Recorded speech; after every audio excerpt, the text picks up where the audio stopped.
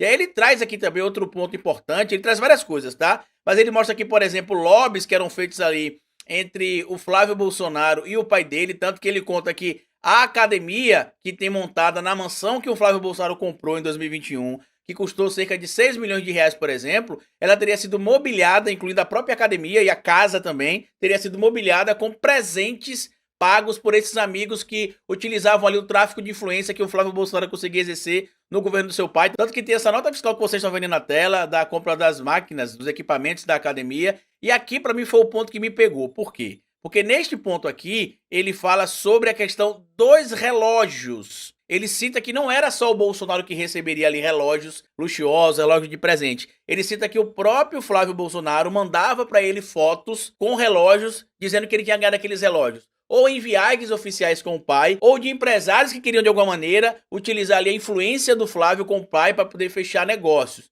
O próprio Alexandre de Santini mostra ali, inclusive na galeria de fotos deles, essas fotos que vocês estão vendo aí de relógios que algumas inclusive foram tiradas da própria casa do Flávio Bolsonaro. E adivinha quais relógios, por exemplo, existiam na coleção do Flávio Bolsonaro? Patek Philippe e Rolex. Relógio de luxo. Ainda na lista dos segredos guardados pelo ex-sócio, há um capítulo que lança o senador para dentro da trama dos relógios e joias de luxo recebidos pelo ex-clã presidencial durante o governo passado. Assunto que levou Jair Bolsonaro a virar alvo de mais uma investigação do Supremo Tribunal Federal. Ao listar o que tem sobre Flávio Bolsonaro, Santini tem exibido, a partir do rolo da câmera do seu celular, fotos de uma extensa coleção de relógios de luxo, que diz que o senador ganhou durante viagens oficiais e também de empresários interessados em tê-lo como amigo. Aí aparecem outros relógios aí, inclusive, como vocês estão acompanhando. Este relógio é um relógio Hublot, como vocês estão vendo, Hublot, como vocês queiram pronunciar. E algumas das imagens foram feitas dentro da casa de Flávio Bolsonaro. A coleção tem exemplares caríssimos de marcas como Rolex, Patek Philippe e Hublot. Será que o Patek Philippe que sumiu não está na casa do Flávio Bolsonaro? Fica uma pergunta para o Ministério Público. Abaixo ele conta outras questões, como por exemplo, como se deu ali o esquema de compra das salas comerciais do Flávio Bolsonaro e todo o sucesso imobiliário